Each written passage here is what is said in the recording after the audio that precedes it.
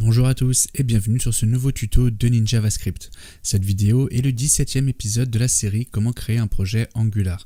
Dans l'épisode précédent et dans le cadre d'un tour d'horizon des fonctionnalités qu'offre le framework Angular, nous avons vu ensemble la fonctionnalité directive. Aujourd'hui, pour continuer notre tour d'horizon, nous allons découvrir ensemble la fonctionnalité pipe.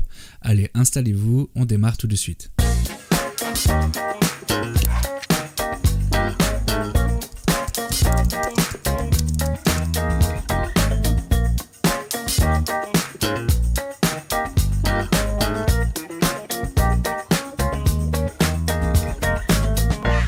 Qu'est-ce qu'un pipe? Alors un pipe, c'est une classe décorée par un décorateur @pipe qui a pour objectif de transformer des données. Les pipes s'utilisent directement dans nos templates, par exemple Angular met à disposition une bibliothèque de pipes comme par exemple le pipe date qui permet de transformer une instance date en string formaté selon la langue de l'utilisateur. Voici un exemple d'utilisation et qui aura pour rendu la date de naissance ici 2 avril 82. Le pipe se nomme donc date et on lui passe des paramètres avec les deux petits points les uns au-dessus des autres et en l'occurrence dans cet exemple nous lui passons le format de la date voulue. Alors les pipes qui tirent leur nom car ils se placent derrière un caractère de type pipe peuvent être chaînés comme dans cet exemple où on voit que là on utilise le pipe date que l'on va également chaîner avec le pipe uppercase et qui aura donc pour rendu la date en majuscule. Comme pour les directives, Angular met à disposition une liste de pipes, comme par exemple celui que l'on vient de voir, le pipe date, ou encore uppercase, lowercase, titlecase, currency, decimal, JSON, percent, slice, etc., etc. L'une des particularités des pipes est liée au problème de consommation qu'on a rencontré donc dans AngularJS et qui du coup était hyper énergivore d'un point de vue processus. En effet, lorsque nous utilisons des pipes, outre le fait de transformer nos données, cela a également pour effet de déclencher la mise en place d'écouteurs qui vont surveiller le changement de valeur de nos données pour réappliquer les pipes. Cela s'appelle le Change Detection ou encore CD pour les aficionados et les écouteurs vont se déclencher à chaque événement de type click, keypress, keyup, etc., etc. Et donc en plus surtout les événements qui sont de type asynchrone. Donc vous imaginez bien que cela a un coût en termes de performance au niveau des navigateurs. Pour pallier à cela, Angular du coup aujourd'hui sur la version, depuis la version 2, n'écoute plus que les données primitives. Donc les données primitives, c'est des données de type string, number, boolean, etc. qui sont en fait des données que l'on appelle immutables. En revanche, si l'on pipe des données mutables, Angular ne lancera pas de processus de change detection et cela est une information qui est bon à savoir car cela peut générer des résultats inattendus et au moins vous saurez pourquoi. Il y a un autre cas où Angular ne lancera pas de processus change detection, cela concerne les pipes de type impur. Donc qu'est-ce que c'est qu'un type impur? En fait, il faut savoir qu'il y a deux types de pipes, les pipes purs et les pipes impurs. Les pipes purs sont des pipes qui prennent en entrée des données immutables, donc comme je vous l'ai dit, de type string, number, boolean, etc.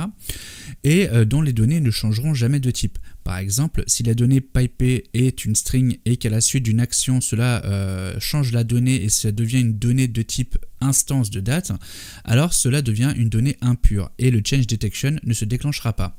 Cela a considérablement augmenté les performances d'Angular comme vous pouvez l'imaginer, comparé à la première version d'Angular qui s'appelait AngularJS et qui lui avait donc du coup mis en place un système de change detection qui se lançait sur tout type de données.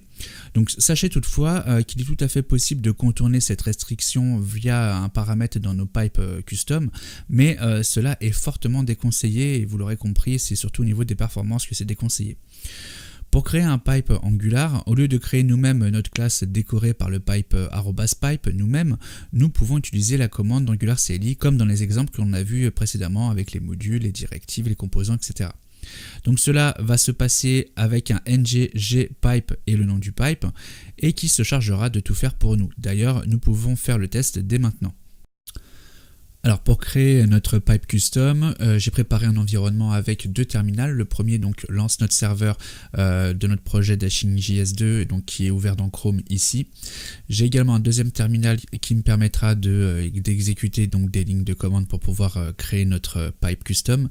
Et en haut à droite, j'ai PHP Storm ouvert avec notre projet. Donc nous allons commencer par générer donc le pipe avec un ng-g pour generate pipe Et notre pipe, on va l'appeler par exemple capitalise. Voilà, on génère le pipe. On attend que ça s'exécute. Voilà, donc ça nous a généré 2 fichiers. Et également modifier le module le plus près de ce fichier-là, comme dans la vidéo précédente, donc app module. Donc on va aller voir ce que ça a donné. Donc là, on voit que ça a créé donc nos 2 fichiers, le premier fichier qui est donc notre pipe custom et le deuxième qui est les tests unitaires.